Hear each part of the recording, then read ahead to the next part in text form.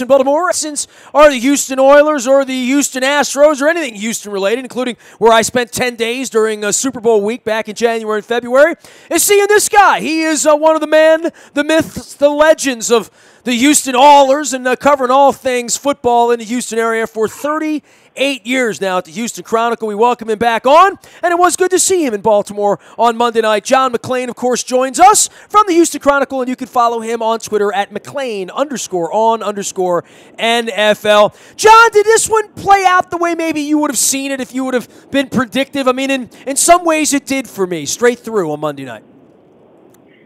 I picked the Ravens to win 19-10. Didn't realize the Texans were going to have such a scoring outburst and score 16, but the fact they lost when the Ravens got 2 interceptions from Savage and a strip sack from Savage, that's about the way all the Texans' losses have gone since Savage replaced Deshaun Watson.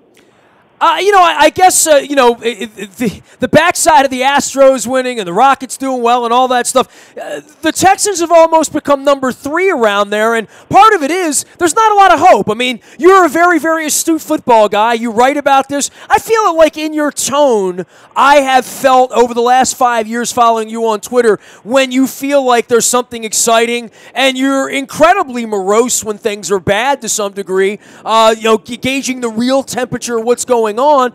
That look on Monday night, it did feel like an incomplete football team. It felt like a team that was missing a Watt and a Merciless and a Deshaun Watson. And look, I've seen the Houston team have varying degrees of quarterbacking, as have you, but once you get a taste of something good, and I know you and I got together, I think back in late September, and the Texans were on to something, and all of a sudden they come in here 6 weeks later, and it feels like a lost season, doesn't it?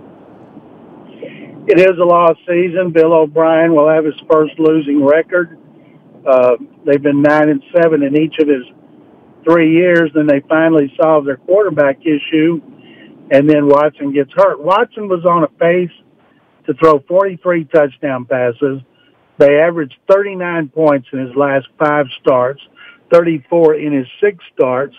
So even though they lost Watt and Merciless and Will Fuller, their second receivers missed 5 games, as long as Watson was in, they had a chance to beat anybody. But now they struggle to even stay close, and I think they'll end up being maybe at best 5-11. And so right now they're just hopeless and helpless.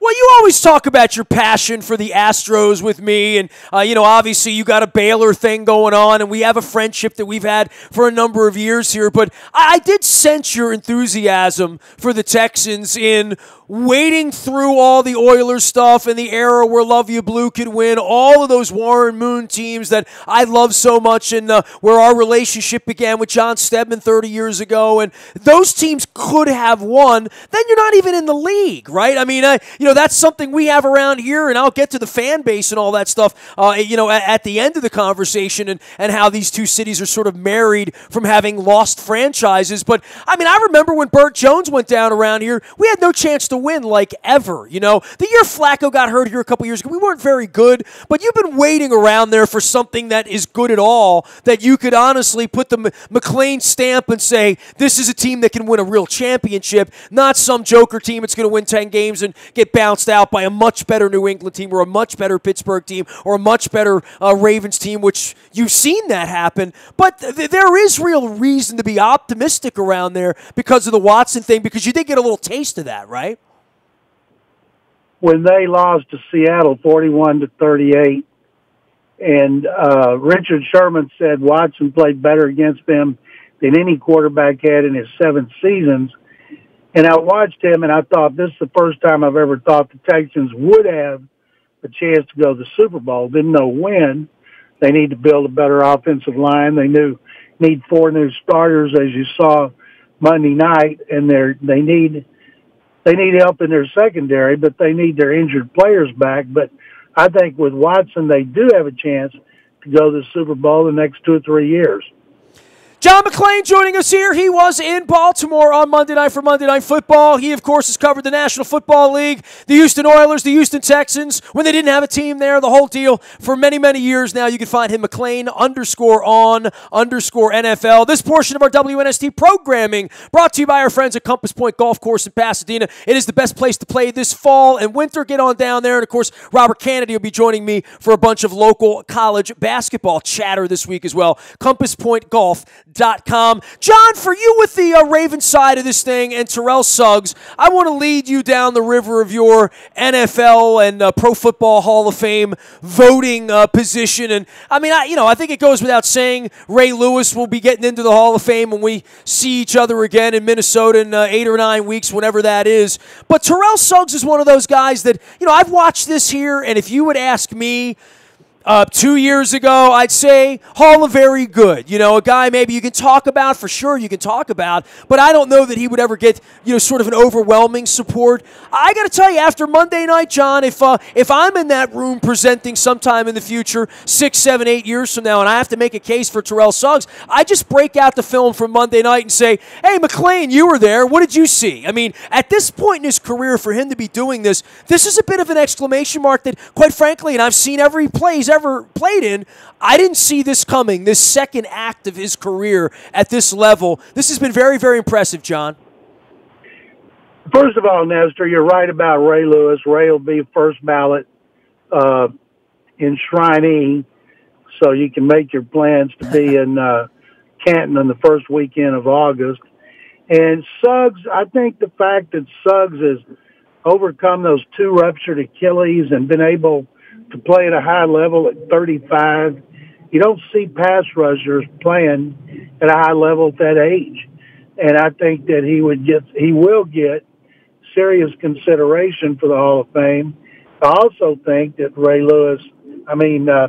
Terrell Suggs, I saw a story last week where he said he wants to keep playing, whether it's with the Ravens or anybody else, but you have to watch the way he played Monday night against the Texans, the way he's played this season.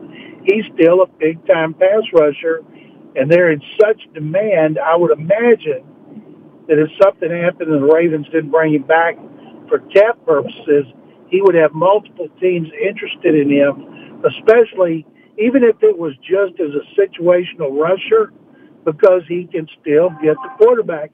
And I did a story last week when the Texans made Andre Johnson their first member of their Ring of Honor. And it was Andre Johnson week. And I called Dom Capers, his first coach, and Capers said, we talked about defense versus offense. We talked about Terrell Suggs and Andre Johnson. And I'll never forget, remember when Suggs ran, 4.7? When he came out of Arizona State and everybody freaked out that he's too slow to rush the passer. And so the Texans settled on Andre. And, of course, they're glad they did. And the Ravens are glad they did, because I'm hoping both of those guys will get serious consideration for the Hall of Fame. If you had to vote right now on Suggs, is it impulsive or sort of afterglow to see that on Monday night and just say, yeah, I don't know how you could vote against him at this point. And, I sort of thought the same thing about Steve Smith the last couple of years, sort of being able to come back and do very special things late. Not just to be a pedestrian guy, but to be not just a contributor either. But, Steve Smith was the best wide receiver every time he was on the field the last 3 years of his career here when he was healthy in Baltimore. And I still feel that way about Suggs, that whomever you want to send out there that gets after the quarterback these days, Suggs is doing it as well as they're doing it right now. Well, let me point out, we never vote no or against somebody, and it's always, if a guy doesn't make it, it's because the committee thinks that somebody else is more deserving. And out of the 48 people, all it takes is 9 no's to keep somebody out. And so I don't think Terrell Suggs is a no-brainer like Ray Lewis is. I think Terrell's got a good chance. He'll have to be talked about, get him in the room. I want to know. I mean, I haven't covered him like you have, so I got to know more about him before I say, yes, I think he deserves to be in the Hall of Fame. Right now, I'll say he deserves strong consideration. John McClain. As does Steve Smith. Oh, absolutely. John McClain joining us here. Houston Chronicle, of course, on the backside of another Texans loss. And for the Ravens, do you put any stock at all in what they're doing? Certainly defensively, but do you envision some sort of sugar plum recipe that I've concocted here that they can go into Nashville or Jacksonville, into Carson or Kansas City, steal a game the first weekend of January, and show up on the bus up in Pittsburgh or in the parking lot up there at Gillette Stadium and walk onto the field with Eric Weddle and Terrell Suggs and Joe Flacco and John Harbaugh and, McClain and Wallace and all of these veteran guys, and a kicker that could probably kick a 55-yard field goal on a 14-degree night in Foxborough or Pittsburgh. I mean, I think the Ravens have some assets, even as a sort of semi-cruddy 9-7 team, sort of limping offensively into December, that they have an incredibly fortuitous schedule the rest of the way. They're going to see backup quarterbacks and the likes of DeShone Kizer and Jacoby Brissett and the end of the Marvin Lewis administration, probably in Cincinnati at the end of the month. So there's opportunity here, but do you see that, or did you see sort of a broken down, sort of lopsided team on Monday night, John? I saw an offense that I don't think, based on what I saw last night, and based on the lack of weapons for Flacco, I don't see them winning a game unless they were able to force a lot of turnovers in the playoffs. They're going to have to win the way the Texans did last year, defense, and they got the best kicker in the league. A kicker's got a chance, if he keeps it up, of him being in the Hall of Fame someday.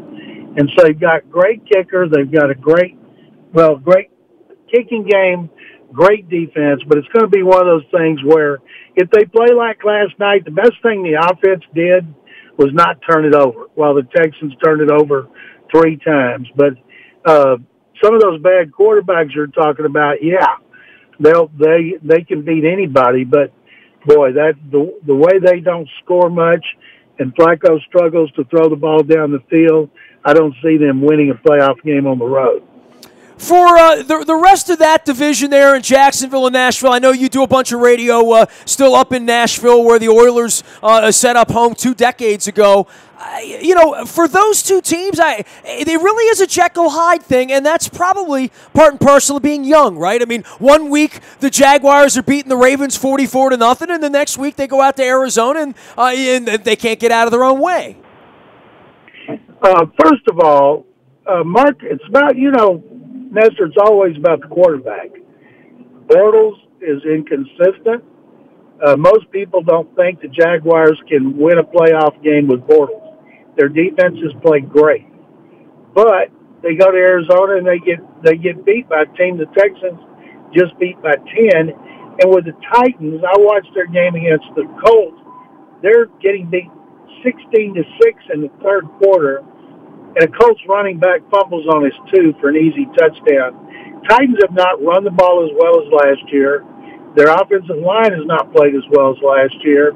Marcus Mariota has like 10 touchdowns and 12 or 13 interceptions. By far the most interceptions he's had.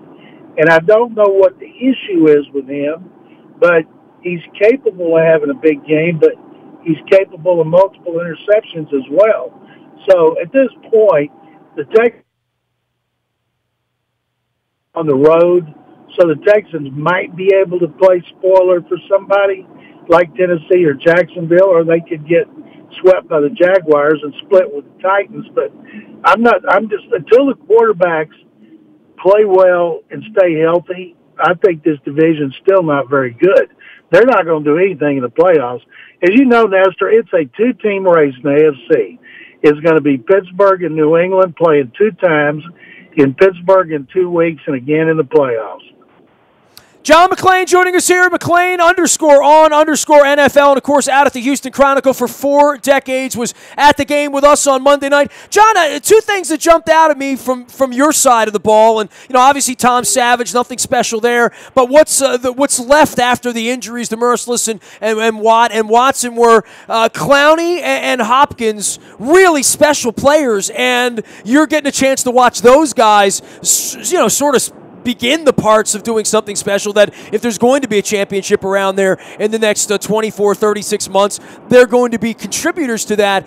The Ravens obviously had no answer for Hopkins. And in the case of Clowney, I guess you saw a little bit of this during training camp and the early part of the year when they were all healthy, which is that really would have been a mess had they all been out on the field, because that's a pretty special group of players that the Texans have managed to draft into the last few years. Texans fans would like to see Clowney and Watt play a season together. It hasn't happened because of injuries. And Clowney requires a lot of attention, 2 blockers and a running back on his side. There was a play I just saw on the internet in which he just pulverized Doyle, and that's the way he is. He's a great player. He'll get a new contract before next season. And Hopkins' accomplishments have been done with so many mediocre to bad quarterbacks. And in the brief time he had with Watson, 6 starts, he had 8 touchdown catches. And I can't wait to see what those two do next season. Fuller had 7 touchdown catches in his first 13 receptions with Watson. So I can't wait to see what those guys are able to do next year when they come back healthy. Usually, Nestor, as you know, we hear it in other sports, we hear it in football. You say, wait till next year. There's not really any hope. But with Houston, there is a lot of hope. Well, in the case of Hopkins and watching him run around, for me, and as much as Flacco was maligned and whatnot, boy, if Flacco ever had a special guy like that just creates separation in that 10 to 15-yard area, man, Flacco would love to see number 10 running around out there wide open and just slinging it around. And Hopkins would love to have a guy like an Aaron Rodgers or a Flacco or a Brady or, somebody, a Phillip Rivers, that kind of quarterback. It really is amazing how symbiotic all of those relationships are, that you really can't do much without the other, right? And first you got to have the quarterback, and then you got to put the pieces around him. And I would imagine Flacco would also like to have Will Fuller, who runs in the 4-2s, but his problem is he's been hurt this year a lot. But when he played, like I said, 7 touchdowns, 5 of them on long passes from Watson. So the Texans got everything they need on offense next season. They got to rebuild their line. Defensively, they need to work on their secondary. So that's why when people say wait till next year, they really are fired up about next season. Unfortunately, we got to watch the rest of this season. Well, I will see you in Minnesota in about 8 weeks, and maybe our paths will cross somewhere between there and here. But who do you expect? You buying this Eagles stock over the NFC side, John? I picked the Eagles and the Patriots in the Super Bowl in August, so I'm buying in since that's what I picked.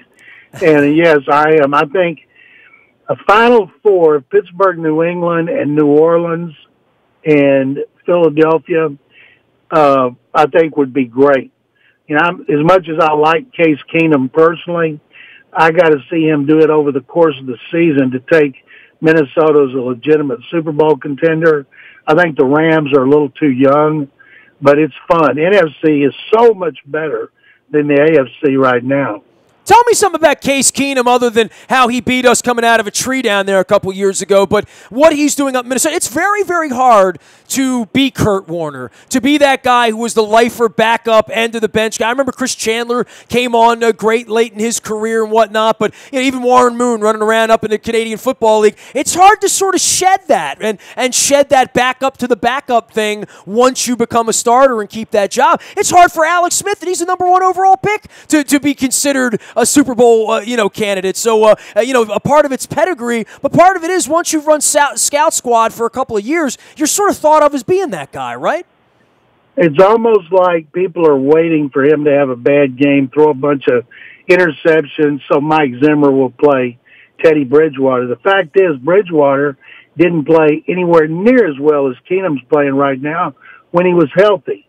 All 3 quarterbacks' contracts expire. And right now, if I'm keeping one, I'm keeping Keenum. Pat Shermer, their offensive coordinator, has done a great job coaching him, making calls, devising game plans. Keenum's 29.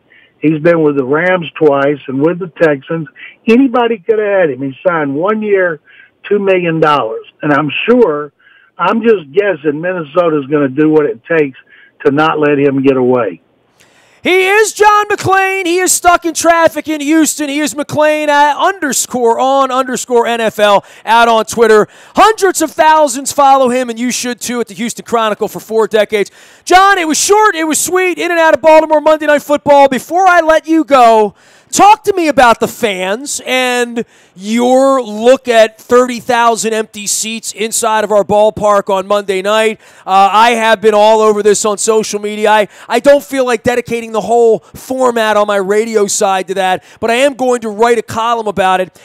John, I know you were here when the Allers left back in '83 and shut the door on the Colts administration here. That was the last home game ever, Memorial Stadium for the Colts, and in our city. We spent 13 years without a team. I pined away. You know all of that. You pined away. I mean, I remember you joining me and wondering if Houston was ever going to get a team again. And L.A. had all the money, and L.A. had all the bids, and all they needed to do was get the stadium. And here you guys are now in the league, 2 Super Bowls deep into this thing. It's a fascinating case study, the psychology of football fans and what's happened around here. And I'm trying to get my arms around all of the facets of the price, the passion, I got to get up and go to work the next day, the knee, which is a big part of things around here. But I would think for a guy like you coming in, having been here for playoff games, having been here for regular season games, knowing the pain of losing a team, that's got to be a little jolting and shocking for you to see what you saw here on Monday night. That's the first time I've been at M&T Bank Stadium when it wasn't full. And I was really surprised to see that many empty seats, especially for a primetime game with a team that's trying to have a winning record. And if the playoffs started, they would be in there. I don't know if they got spoiled from winning the Super Bowl and going to the playoffs so much under John Harbaugh, but the fact is, maybe it's because they're so boring on offense, but they got a great defense. They got a home field advantage, and I was really surprised. Now they got another home game coming up, and I would hope that the fans would start to come back. One of the reasons ratings are down, and I think interest is down in the NFL, is people are tired of Kaepernick, of protesting, Goodell, Jerry Jones. They want to see football. And the problem is there's a lot of bad football because of injuries, especially to so many star players. And you take away Aaron Rodgers and Deshaun Watson, you got 2 teams that struggle to be mediocre, and who wants to see them? So I think there's a bad product being put on the field, and I wish they would direct their efforts, Nestor, to having a developmental league that specifically focuses on quarterbacks and offensive linemen, because the way they play in college football is so different from the way they play in the NFL, unless you're Stanford, Florida State, Michigan State, schools like that. They don't have enough good ones to go around, and I think that's hurting it. There's no more Jonathan Ogdens who come straight in from college, and you're going to count on to start 10 or more years, whether they're Hall of Fame quality or not. Used to, you draft that left tackle in the first round, he's there forever. And now you can't count on anybody in the offensive line or at quarterback. I'll tell you what, I'm going to see you at the Super Bowl. I'm sure I'll see you at the owners' meetings in Orlando, and all hell's breaking loose with Jerry and the rest of these owners. I think you and I could go at it for a long time. I'm going to do a series here in the offseason with all sorts of smart people like you asking about the future of the game, with CTE, with contracts, with money, with globalization, with refereeing, with bad offenses and bad offensive line. All of these issues that have concocted and conspired to make the NFL 30,000 empty seats in our city on Monday night. I'm scratching my head, John, and I'm searching for answers as a fan, as a journalist, as a guy who owns a sports business in this community. I'm going to put a think tank together because it is a little alarming, for me, having been here all this time, to see, not that people don't want to buy the tickets, John, the fact that the tickets are already bought and they won't sit in them. That's the weird part. Baseball around here, the seats are empty because people don't want to spend the money and they're not interested. But when the tickets are already bought, that's the weird part for me. I tell my wife, if you don't use your season tickets, you make sure you give them to somebody that'll sit there, because I know so many people can't afford season tickets that would love to go. And if you do put together that think tank, I'd be honored to be part of it. Yeah, I just think it's a conversation that needs to be had. I mean, as a community, both of our communities spent a lot of money pining away, losing a storied franchise, and those links to the Stan Whites and the Bruce Lairds in our community, and the Dan Pastorinis and the Bum Phillips in your community. And we both have it back. It's a special thing. It's especially for us, we're vested. It's meant so much to our lives and our careers. But I hate to see it in this sort of a position, because I don't think the people in charge know how to fix it, right? I mean, they really don't, right? That's one reason Jerry Jones and some of the owners are upset with Roger Goodell and some of the people he's hired. They want answers. They want plans to try to fix the problems. And hopefully they'll get some of those ironed out in the off season. All right, pal. Thank you very much for your time, your generosity as always. Jen sends her love. We'll see you at an Astros-Orioles game next summer. Thanks very much, Nestor. Give my best to Jen.